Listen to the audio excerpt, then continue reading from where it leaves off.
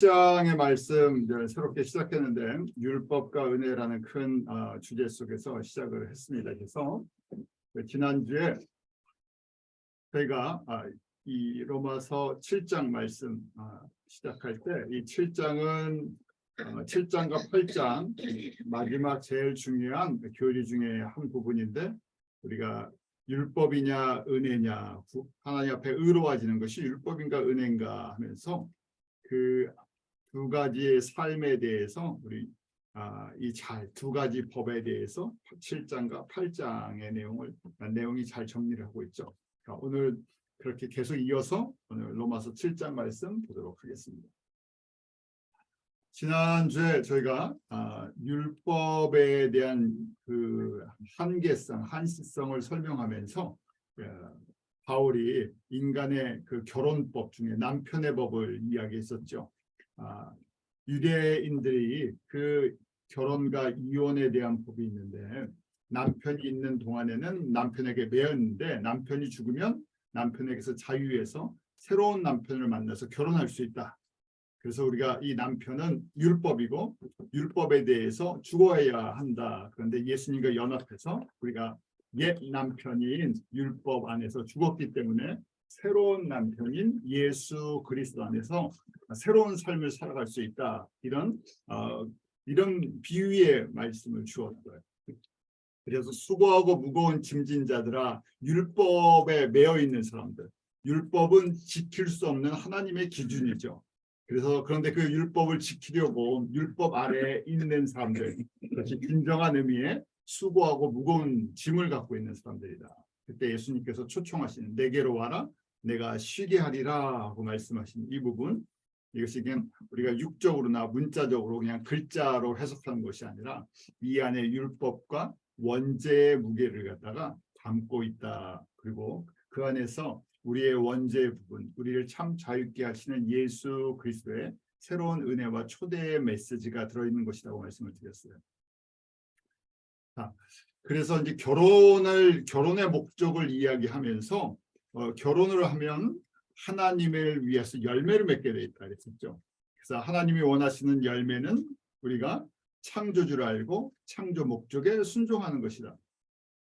여러분들이 로마서를 공부할 때 로마서뿐만 아니라 성경 전체에 아주 쉽게 설명하면요, 두 가지 가장 기본이 되는 그 아이디어가 있어요. 하나는 저희가 바로 예수 그리스도를 통해서 왜 예수님이 이 땅에 오셨나? 우리에게 죄사함과 생명을 주시기 위해, 일반적으로 알고 있는 복음과 구원에 대한 것이죠. 하나님의 구원의 은혜예요.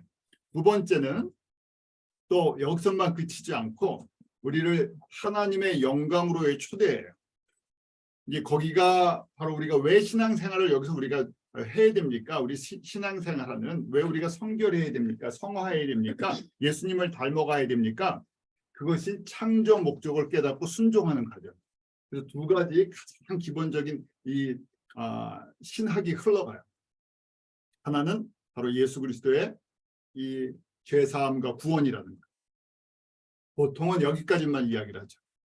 그 다음에 두 번째는 예수 그리스도 안에서 하늘의 기업에 참여하는 자. 또 다른 얘기를 하면 바로 오늘 창조 목적의 열매를 맺는 사람, 하나님을 위한 열매를 맺는 사람. 그러니까 예수님과 결혼의 개념을 갖고 있어요.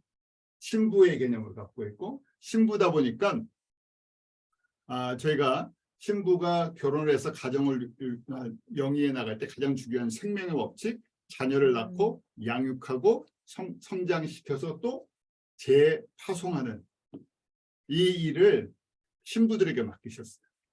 그 열매를 맺기를 원하셨어요. 그래서 단순하게 재생산이 아니라 예수님을 내가 닮아가고 예수님을 닮은 자녀를 낳아서 키워드리는 거예요. 이것이 두 가지가 흘러가요. 그래서 저희가 이제 이 두 번째 부분이 바로 이제 열매를 맺는 부분이에요. 자, 이 창조 목적은 자연을 통해서도 이미 가르쳐 주셨고, 이제 율법을 통해서 가르쳐 주시고, 예수님을 통해서 완성해 나가시죠. 완성이 되는 거예요. 예수님을 통해서 이것이 정리가 돼요. 그러니까 자연법, 율법이 예수님을 만날 때 정리가 돼요.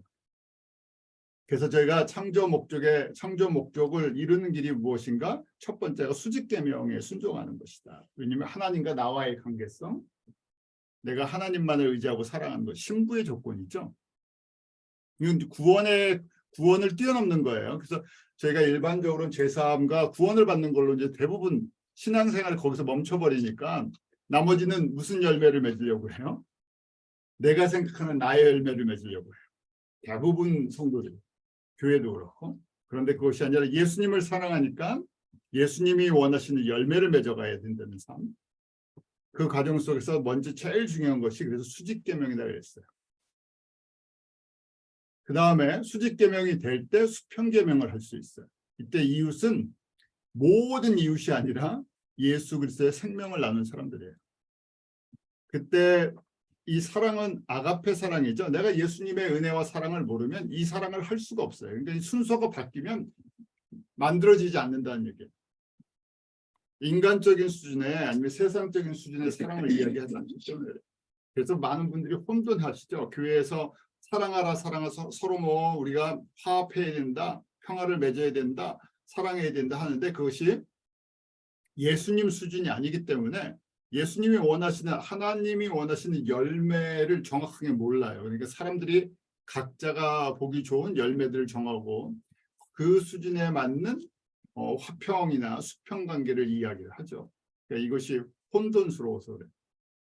이것이 될 때 그 다음에 저희가 이 예수 그리스도의 복음을 나눠주는 것이죠. 자, 그래서 저희가 이 일을 하는 것, 그래서 이 지금 두 가지 계명, 우리 Great Commandment라고 하죠. 수직 계명과 수평 계명이 모든 선지자와 율법이 여기에 붙어 있다, 매달려 있다는 것. 이걸 이제 혼인잔치를 보면 마지막 혼인잔치를 보면 저희가 알 수 있어요. 정말 예수님이 원하시는 작품이 뭐였나. 왜냐하면 계시록의 혼인잔치 마지막 이 파이널 스테이지를 봐야지 하나님이 이런 작품을 원하셨구나 하고 그림이 보이는 거예요. 그래서 요한계시록이 얼마나 중요한 부분인데 저희가 이 개신교 사실은 500년 동안 이 부분이 닫혀 있었죠. 거의 닫혀 있었어요. 그러다 이 종말론과 요한계시록을 이제 나누기 시작한 것이 이제 19세기 말 1800년도 후반부터 지금 한 140년 됐어요. 100년 동안에 이제 이것이 조금씩 정리되는데 그러다 보니까 혼란스러웠죠. 이 부분을 열어주셨는데 그러다 보니까 이단도 여기서 많이 나오고 잘못된 종말 사상도 나오고 하니까 많은 교회가 이걸 덮어버렸어요. 덮어버리니까 마지막이 진짜 마지막 영광의 부분을 그림을 갖고 있잖아요. 그래서 사람들이 혼돈스러울 수밖에. 이 열매를 원하시는 이 마지막 작품인데요. 요한계시록은 무서운 책이 아니라 가장 영광스러운 부분인데 그 영광을 덮어버리니까 세상 영광으로 바꿔버릴 수가 없어. 바꿔버릴 수밖에 없었죠. 그래서 예수님께서 교회를 신부라고 불러주셨을 때 그 마지막 잔치하는 그 장면이 우리 19장부터 나와요. 특히 저희가 요새는 예수님 오시는 여러 가지 증거들이 너무 강하게 나타나죠. 또 저희가 이번 주에는 여러분들이 다 뉴스를 보고 심각하게 생각하시지만 이스라엘과 하마스, 팔레스타인과의 전쟁이 너무 급박하게 변하니까 앞으로 어떻게 될 건가 또 그 안에 어떤 여러 가지 모습들을 보게 되는데 그 부분도 이미 저희가 잘 알고 있는 가장 대표적인 예수님의 재림의 징조 중에 하나죠. 그러면서 이게 지금 마지막 모습이 이제 혼인잔치의 모습을 보여주세요. 공중 혼인잔치라고 표현하는데 7년 환란 때부터 시작이 돼서 7년 환란이 끝날 때 이 잔치가 이렇게 준비되는 모습들을 봐요. 그때 신부들에 대한 모습을 이야기해 주시죠. 계시록 19장인데 우리가 즐거워하고 크게 기뻐하여 그에게 영광을 돌리세. 어린 양의 혼인기약이 이르렀고 아내가 예비되었다고 되어 있어요. 그러니까 아내를 기다리세요. 아내를 준비하신 거예요. 그 아내들에게 빛나고 깨끗한 세마포를 만들어서 입혀주셨어요. 그래서 그 세마포는 성도들의 옳은 행실이다 하고 되어 있어요. 착하게 살아야 된다. 이게 단순하게 생각하는데 옳은 행실이 뭔가 하는 거죠. 자, 옳은 행실, 저희가 쉽게 생각할 수 있어요. 신부니까요. 신부의 옳은 행실은 뭐겠습니까? 남편만 사랑하는 거예요. 딴 데 눈을 돌리지 않는 거예요. 그러니까 남편의 입장에서 신부, 저희가 그러니까 신앙생활을 다른 얘기를 하면 신부 수업하는 거예요. 우리 이제 뭐 옛날에 많이들 그러셨잖아요.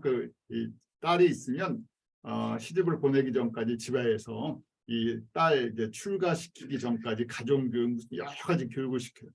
그래서 시집을 보낼 때 교육을 잘 받았으면 신부 수업 잘 했습니다 하는 것이 이제 부모님의 책임이잖아요. 똑같은 거예요. 신부 수업을 받아야 된다는 거예요. 그래서 신부 수업인데 그러면 예수님께서 옷을 입혀주세요. 그래서 옳은 행실이다 그러면서 그 다음에 9절에 기록하라 어린 양의 혼인잔치에 청합을 입은 자들이 복이 있도다 하고 또 내게 말하되 이것은 하나님의 참되신 말씀이다. 이제 청함 이 인바이트 된 사람들이 그래서 요한계시록은 결국은 저희가 보면 혼인잔치에 청함을 받은 신부들을 위한 메시지예요. 그림이에요. 뭐 요새는 하도 얘기했지만 자 여자의 입장에서는 신혼집이 굉장히 중요하잖아요. 결혼을 하는 신랑이 제일 중요하고 신랑이 어떻게 나를 위해서 집을 준비했나. 그래서 지금 계시록은요. 신부를 위한 집이 어떻게 예비되었나. 이게 마지막 완성작품이에요. 창세기부터 시작된 저에게 생명을 주시고 아내를 삼아주셔. 생명만 주신 것이 아니에요. 아내를 삼아주셨으니까 아내로서의 필요한 과정이 있다는 거예요. 그래서 그게 끝나면 깨끗한 빛나고 깨끗한 세마포를 입혀주시는데 저희가 깨끗하다는 것은 예수의 피로 정결케 돼 있어야죠. 우리의 외형이 아니라 우리의 마음 중심이 예수의 피로 깨끗하게 정리돼 있어요. 결론적으로 얘기하면 우리 안에 쓴뿌리가 없다는 얘기예요. 쓴뿌리가 다 씻겼다는 얘기예요. 더러운 성품이 마귀를 닮은 성품이 없고 예수님을 닮은 성품으로 채워져 있다는 거예요. 빛을 낸다는 건 예수의 빛이 잘 나타났다는 거예요. 예수의 빛을 나타낸다는 것은 많은 사람을 생명의 길로 인도해 줍니다. 그래서 아내와 어머니의 역할, 저희가 이제 육신의 삶을 얘기하면 아내와 어머니의 역할을 잘 해줬다는 거예요. 예수님이 영광을 받으십니다. 나를 닮은 자녀를 잘 낳아서 잘 키워서 또 가서 결혼을 하고 또 예수님을 닮은 자녀들을 낳고 또 예수님을 닮은 그런 자녀들로 잘 성장시키는 거예요. 그때 이 옷을 입혀주시는 건데 그게 마지막 장면이에요. 그래서 마태복음 22장에도 예수님께서 그 혼인잔치 비유를 들어주셨어요. 천국은 자기 아들을 위해 혼인잔치를 베푼 임금과 같다 하면서 청함을 받은 자는 많되 택함을 입은 자는 적다 하는 말씀을 하셨어요. Many are invited, but few are chosen. 많은 사람들이 예수님 안에서 하나님의 자녀로 부름을 받았어요. 그런데 그 중에 신부로 준비되는 사람은 적되는 거예요.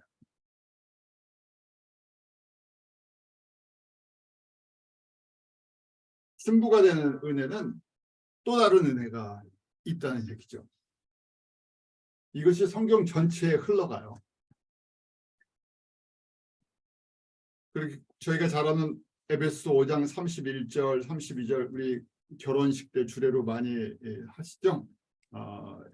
이러므로 사람이 부모를 떠나 아내와 합하여 둘이 한 육체가 될지니 이 비밀이 크도다. 내가 그리스도와 교회에 대해 말하노라 하고 말씀하세요. 그러니까 일반적으로 저희가 육신의 부부관계를 이해를 하게 되는데 지금 예수님이 뭐라고 말씀하세요? 이게 육신에 대한 얘기가 아니라 육신에 대한 얘기는 그림자였고 진짜는 예수 그리스도와 교회의 관계, 영적인. 그래서 부모를 떠나 아내와 합하여 둘이 한 육체가 되는 것처럼 예수님과 하나가 되어야 된다 하는 정확한 뜻을 주셨어요. 그래서 저희가 육신의 부부관계처럼 남편보다 다른 남자 좋아하면 안 되는데 그런 사람들이 많다는 얘기예요.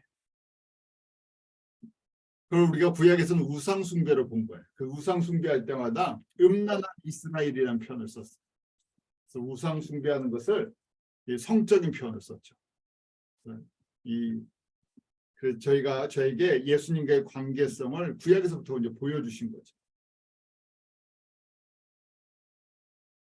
구약에 에스겔서 16장 30절에도 보면 주 여호와가 말하노라 내가 이 모든 일을 행하니 이는 방자한 음부의 행위라. 우상 숭배를 너무 많이 하니까 이걸 뭐라고 표현하셨냐면 에스겔 선지자를 통해서 방자한 음부의 행위다 하면서 거기 보면 정말 이 prostitute이라는 표현을 쓰셨죠. 아주 그냥 요란한 요란한 이런 삶을 사는 사람이다. 그러면서 내 마음이 어찌 그리 악한지 하면서 너무 아파하시는 하나님의 마음을 표현해주고 있어요. 또 에스겔서 16장 32절에도 지아비 대신에 외인과 사통하여 간음하는 아내다. 이스라엘에 대해서 우리 호세아 때도 고멜에 대한 표현을 쓰셨죠. 바람만 불면 나가는 그 여자를 호세아 보고 데려다가 계속 아내를 삼아서 그렇게 해라. 그런데 그 아내는 자기가 받은 모든 것을 가지고 어떻게 합니까? 또 바깥의 남자를 위해서 그 모든 것까지 자기가 받은 모든 것까지 다 허비하는 모습을 보여줘요. 그러면서 이것이 이스라엘의 상태다고 말씀하셨죠. 저희가 이만큼 신부교육 하는데 예수님께서 이렇게 예수님만 사랑하는 신부를 원하시는데 그 마음에 예수님 두기를 싫어하는 사람들의 모습들을 보여주셨어요. 자, 그래서요. 신약의 성도들도 신약 교회도 똑같은 패턴으로 흘러갈 걸 말씀하신 예표예요.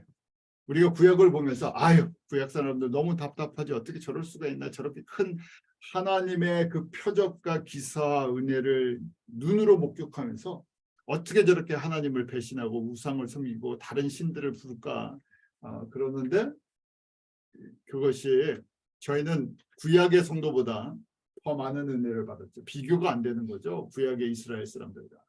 그런데도 불구하고 어떻게 합니까?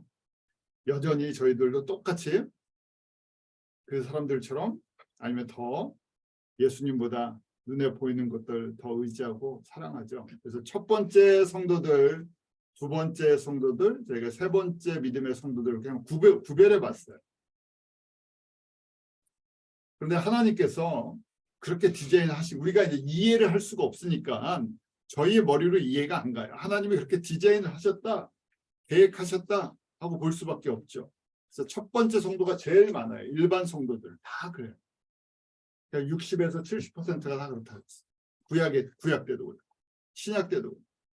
그러니까 왜 저 사람들 못 깨닫지 왜 저렇게 살지 하는 게 아니라 하나님께서 주신 은혜가 그만큼이에요. 근데 그 은혜가 작은 은혜가 아니죠. 하나님 된다는 것 자체가. 그냥 저희가 있는 그 모습 그대로 저희가 만약에 그걸 보고 있으면 그냥 깨닫고 받아줘야 하는 거예요. 두 번째 성도들이 한 20% 이렇게 된다 그랬어요.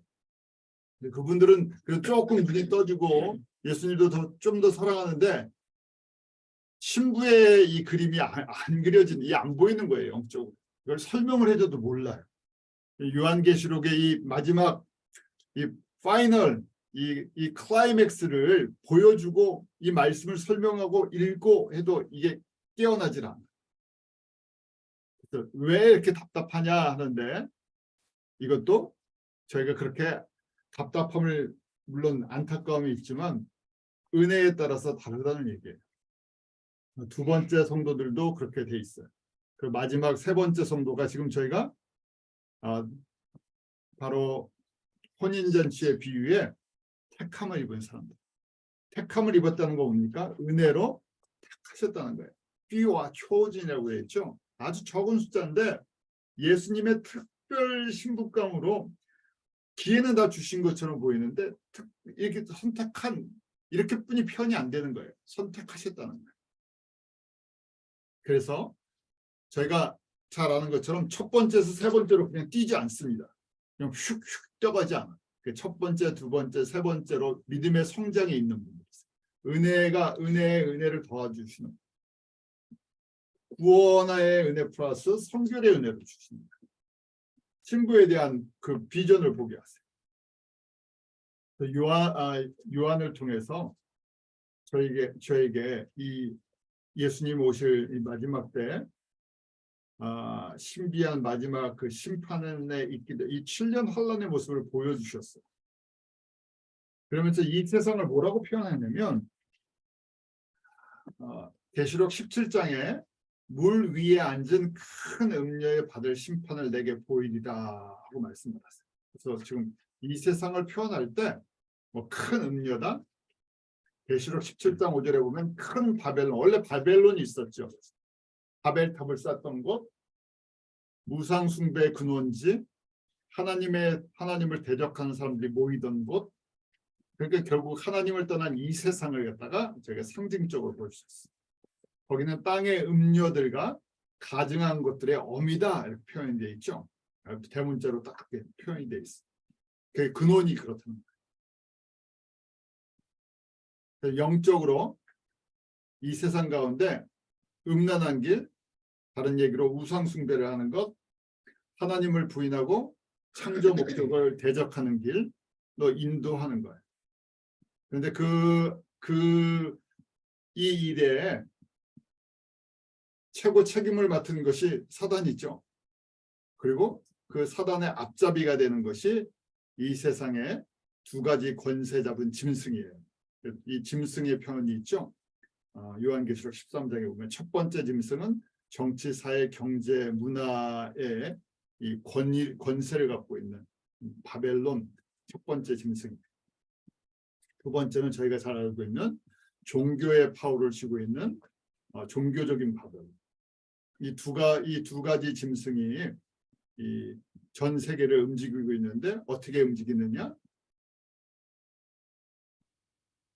음료의 역할을 한다는 것이죠. 계속 하나님과 하나님의 뜻을 대적하는 것. 그런데 이 영향을 받은 거짓 선지자와 거짓 그리스도가 많이 일어날 것이다. 언제요? 예수님이 오시는 것이 가까우면 가까울수록. 그래서 마태복음 24장에 보면 택하신 자들도 미혹한다. 그러니까 신부 수업 받기가 쉽지가 않다는 얘기예요. 혼란케 돼 있다는 거예요. 사람들이 그러니까 예수님과 그 신부라는 개념 자체를 잘 못 본다는 얘기예요. 왜냐하면 혼란하니까. 그림 자체가 복잡해졌어요. 세상도 복잡하고 저희 요새는 웬만한 거 이야기하면 사람들이 듣지도 않죠. 믿지도 않고요.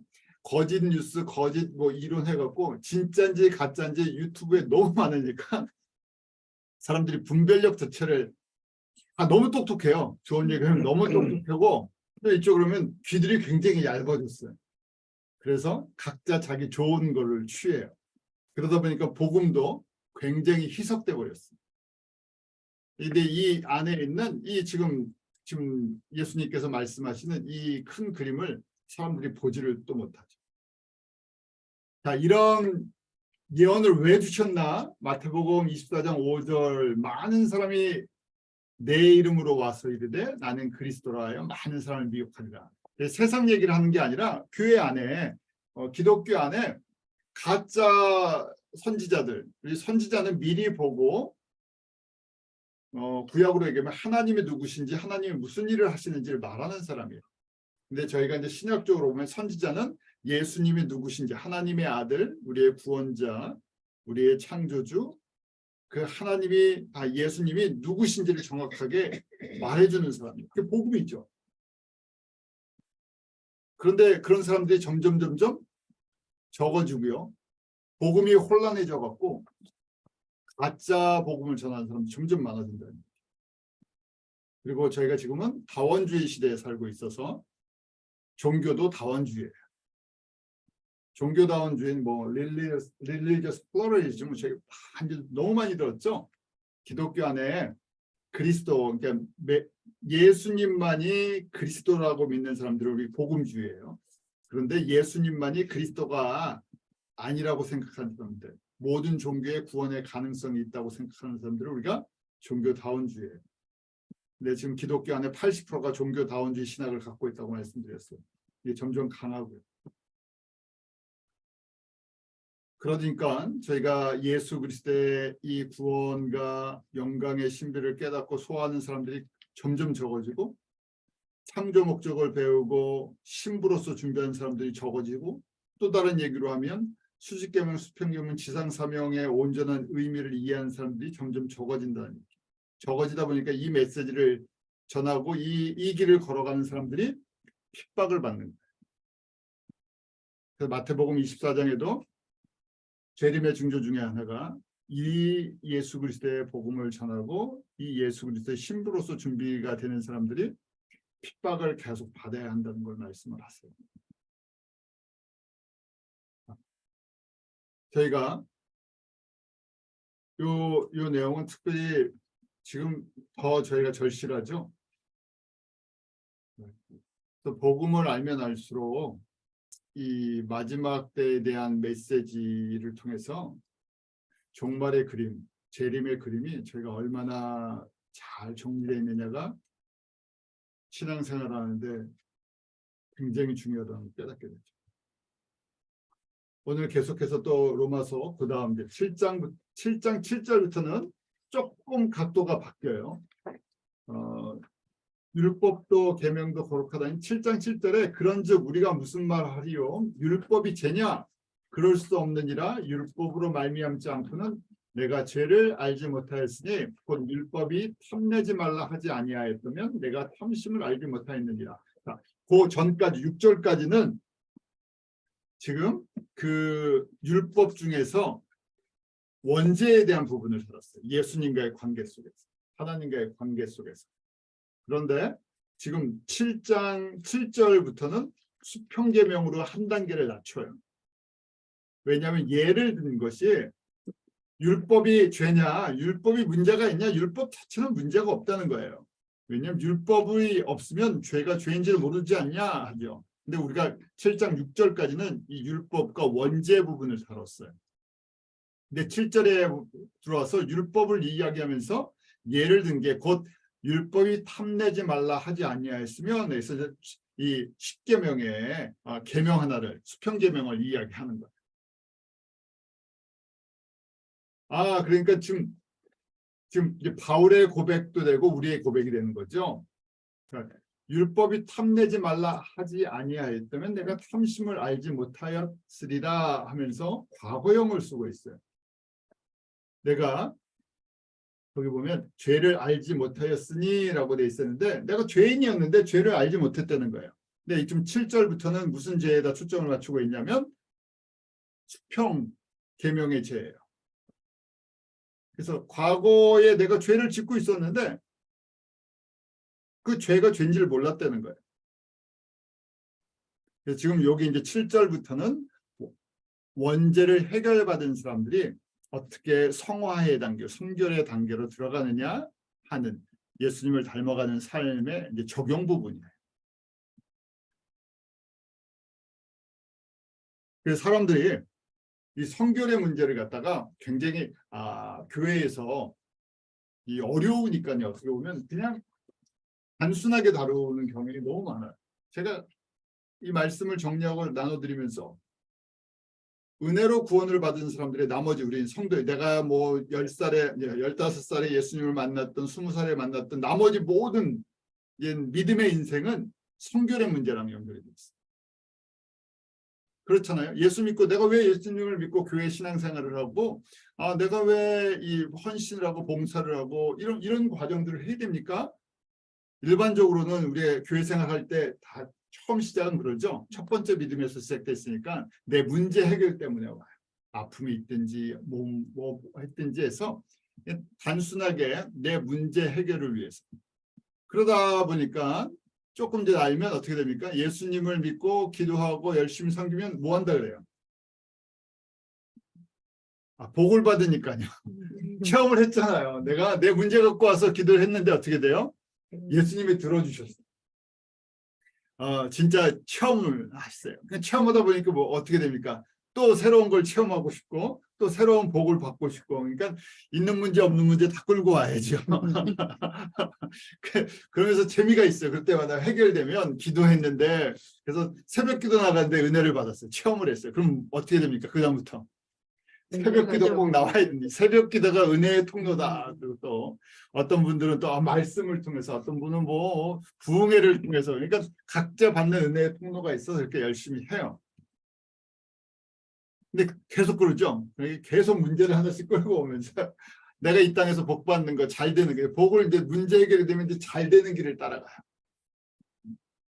저희가 다 그거 좋아해요. 싫어하실 분이 어디 계십니까? 예수 믿고 만사 형통하게 믿고, 예수 믿고 잘 되는 나, 잘 되는 가정, 잘 되는 자녀, 뭐 그래서 기업이 잘 되고, 뭐 저희가 그 안에 다 갖고 있는 막 성화라는 문제는요.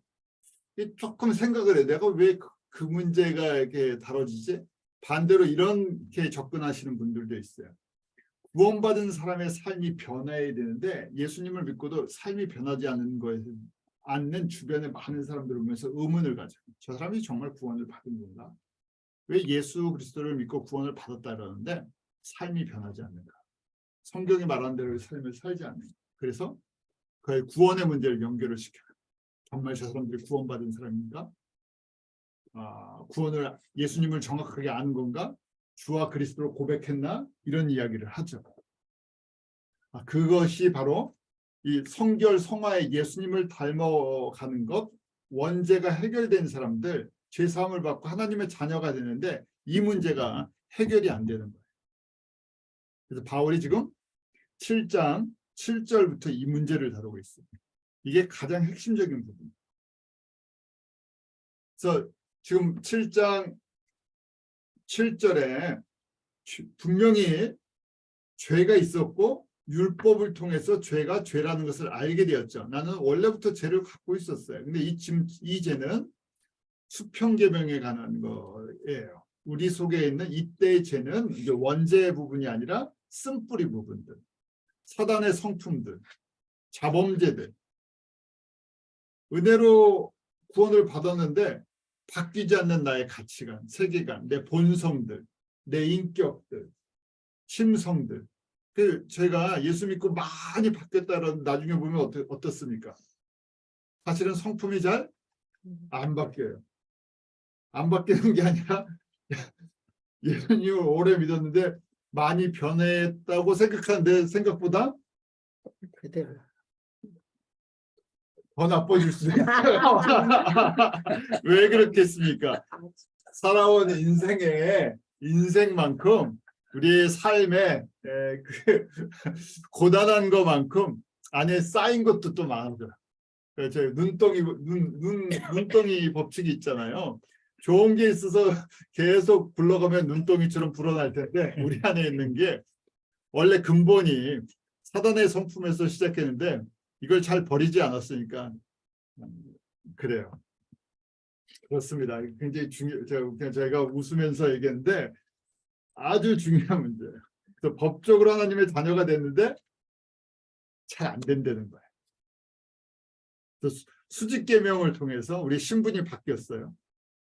하나님과 우리 예수님과 나와의 관계를 통해서 원죄 부분이 해결이 됐는데 이 쓴뿌리 부분이 잘 정리가 안 되는 거예요. 그래서 7장 8절에 그러나 죄가 기회를 타서 계명으로 말미암아 내 속에 각양 탐심을 이루었나니 이는 법이 없으면 죄가 죽은 것임이니라. 바울이 말을 가끔 바울 사도가 어렵게 좀 썼죠.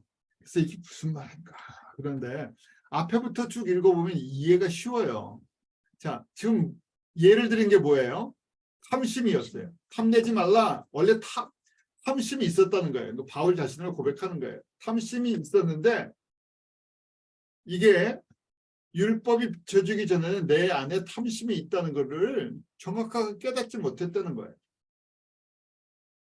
그러다가 죄가 기회를 타서 계명으로 말미암아 내 속에서 각양 죄가 탐심을 만들어냈다는 얘기죠. 계명이 만들어냈다는 게 아니에요. 이때 계명은 우리가 잘 아는 수평계명, 10계명에 쉽게 생각해서 수평계명, 자범죄, 우리 안에 있는 사탄의 성품들. 계명이 만들어낸 것이 아니라 내 안에 죄가 그렇게 만들어낸 거예요. 그런데 법이 없을 때는 죄가 죽은 것입니다. 법이 없을 땐 죄가 죽은 것처럼 안 나타났다는 얘기예요. 쓴뿌리가 항상 있었는데 쓴뿌리가 죽은 것처럼 가만히 숨어 있었다는 얘기예요. 왜요? 율법이 비춰지지 않았으니까 내 마음에 하나님의 법이 비춰주지 않으니까 몰랐다는 얘기예요. 그러니까 바울도 자기가 굉장히 거룩한 줄 알았죠. 예수님을 만나기 전까지. 그래서 그렇게 핍박을 하면서 바리새인이니까 자기 기준으로 남들만 봤어요. 성경은 저희가 성경을 공부를 하면 일반적으로 그렇습니다.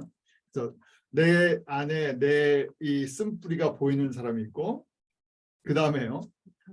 남에게 잘 보여요. 참 사람이 희한한 게 내 거는 잘 안 보이는데 남의 건 잘 보여요.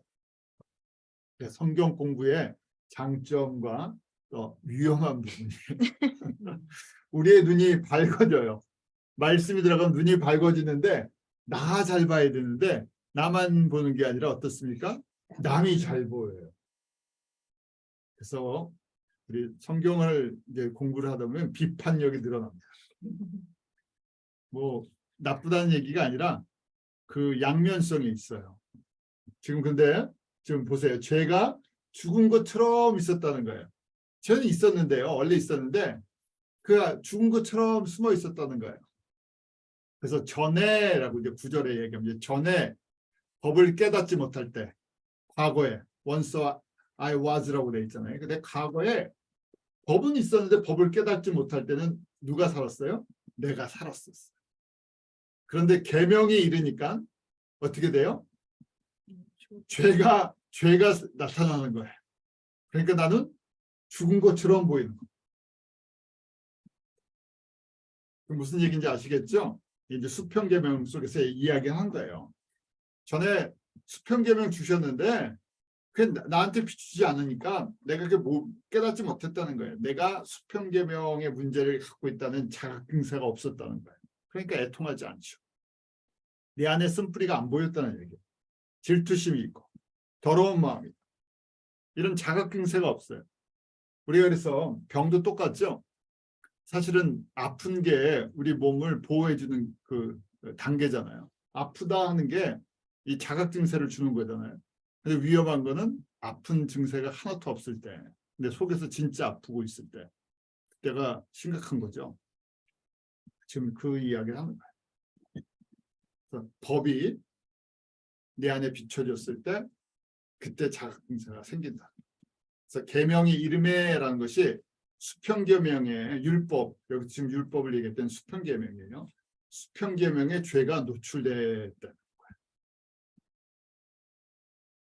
내 안에 수평계명의 문제가 보였다는 거예요. 쓴뿌리가 보여줬다는 거예요. 그러니까 수평계명을 주신 목적은 죄가 살아나게 하는 건데 죄가 살아난다는 것은 남의 죄가 살아나는 게 아니라 지금 내가 아픈데 내가 고침을 받아야 되잖아요. 그래서 내 문제예요. 내 문제. 항상 성경을 보실 때 내 문제로 시작을 하셔야 돼요. 목회자들이 위험한 것이 항상 설교를 여러 번 하다 보니까 다 여러분 문제고 내 문제는 아니라고 생각하면 그게 이제 교만과 외식과 이 바리새인들이 그 걷는 길을 걸어갈 수가 있어요. 그래서 내가 죽었다 하는 것은 죽은 자처럼 할 말이 없다는 거예요. 왜요? 쓴뿌리가 노출됩니다. 나도 죄 안에서 수평계명 안에서 자유롭지 않답니다. 근데 이것이요. 자, 이건 구원의 문제가 아니라 무슨 문제라고 그랬어요? 수평 문제 이 안에 성결의 문제라고 그랬어요. 그래서 저희가 뭐 샤워하는 것처럼 씻는 거 아니면 청소하는 비유를 써요. 우리 마음을 청소하는 거예요. 그래서 하나님의 이 율법 수평계명이 내 마음에 비춰졌을 때 내 안에 더러운 상태가 어떤지를 깨닫기 시작해요. 그래서 우리가 할 말이 없어지는데 그래야 말씀과 성령님을 통해서 청소가 시작이 돼요. 자, 우리 안에 우리 마음이 하나님의 성전인데 청소를 시작한다. 그래서 성결이라고 그랬어요. 청소하는 거. 몇 년 걸립니까? 평생이에요. 그래서 이 부분이 왜 중요하냐? 이 부분이 정리가 깨끗하게 청소가 잘 돼 있어야 무슨 준비가 돼 있다고요?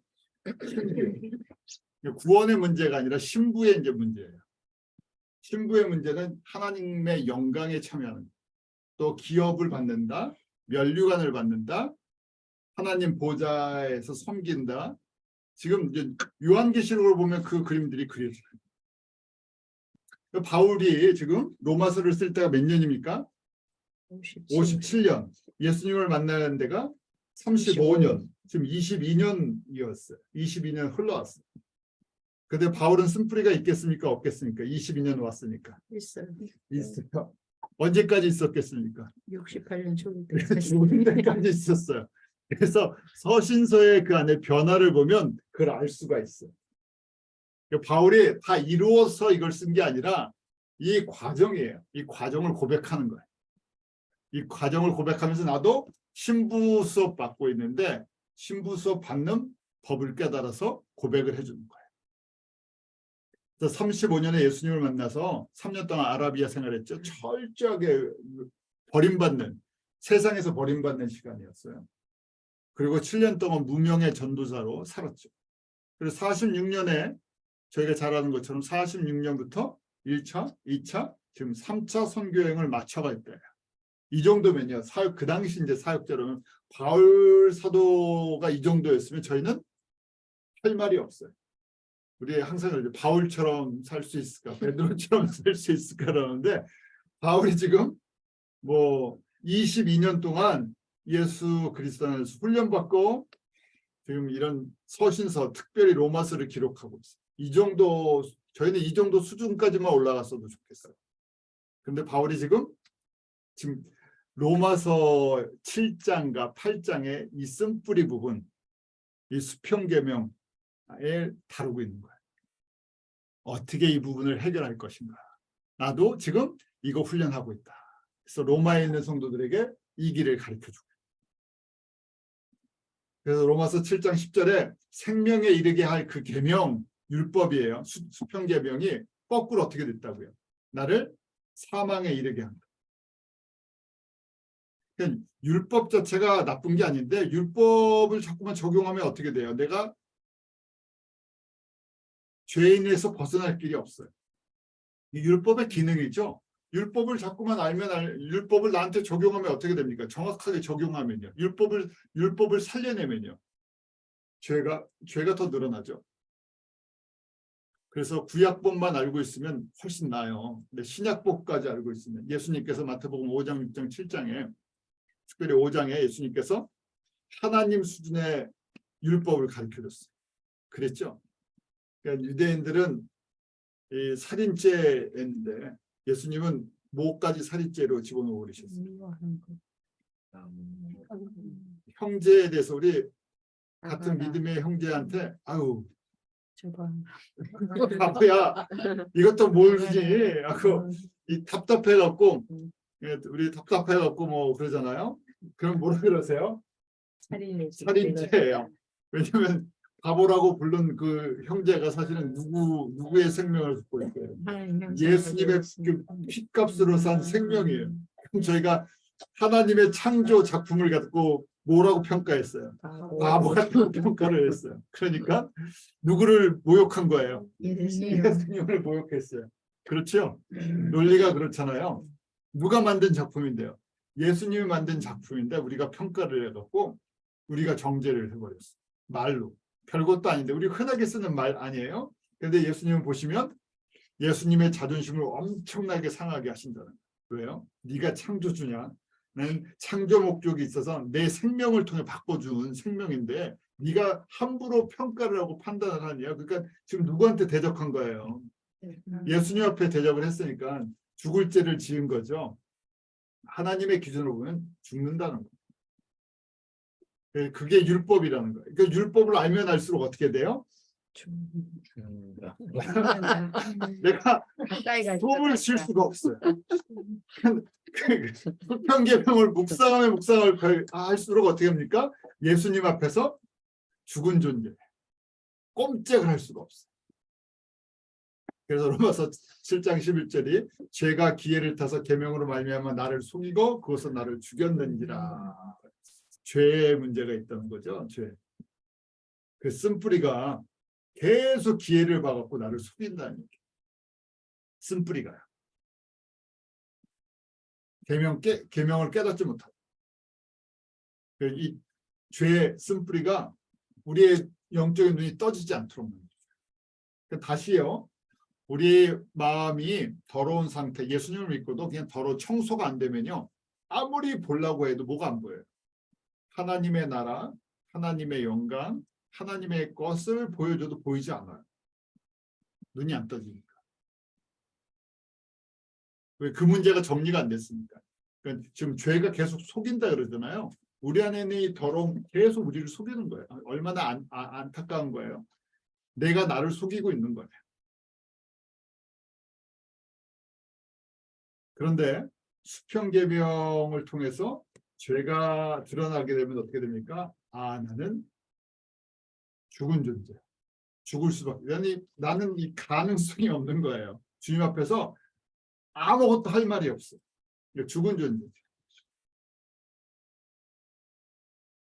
그래서 7장 12절에 이렇게 결론이 나와요. 이로 보건대 율법이 문제가 있느냐? 율법도 거룩하다. 계명도 거룩하다. 그래서 이때 첫 번째 율법은 우리가 수직계명 생각할 수 있어요. 수직계명, 원죄를 깨닫고 십자가 앞에 나오게 돼요. 예수 그리스도의 피의 권세로 제사함을 얻고 하나님의 자녀가 되겠죠. 이 수직계명을 통해서. 그래서 수직계명, 수평계명 다 우리를 그리스도께로 인도하는 몽학선생 투로라고 얘기를 하죠. 우리 이게 수직계명을, 율법을, 원죄를 깨달으면 나는 절대적으로 파산한 사람입니다. 그래서 예수님이 필요해요. 예수님 앞으로 인도하죠. 나의 죄를 씻기는 예수의 피밖에 없나 하면서 주님 앞에 고백을 해요. 자, 근데 거기가 끝이 아니었죠. 일반적으로 거기까지만 해요. 두 번째 이제 성결의 문제가 있다. 그렇게 예수 그리스도의 이 은혜로 말미암아 하나님의 자녀가 됐어요. 원죄가 해결했는데 삶이 바뀌지를 않아요. 수평계명, 이 계명을 보니까 내가 이 계명의 문제 속에서 내가 이 깨끗하지 않은 상태가 계속 들어가요. 거꾸로 놔두면 어떻게 됩니까? 정죄를 해요. 계명이 우리를 정죄하죠. 그렇지만 계명은 정죄를 당한 우리가 거룩한 삶으로 갈 수 있는 길로 인도해줘요. 또 바로 우리의 속사람을 새롭게 해주시는 하나님의 말씀과 성령의 도우심으로 우리가 깨끗해질 수 있다는 거예요. 그래서 계명을 통해서 쓴뿌리들이 노출이 돼요. 거룩한 사람이 되는 길을 가르쳐주는 거죠. 쓴뿌리가 이제 보여요. 내 안에 마귀의 성품들이 보여요. 이걸 제거해야 되기 때문에 이거 애통을 해요.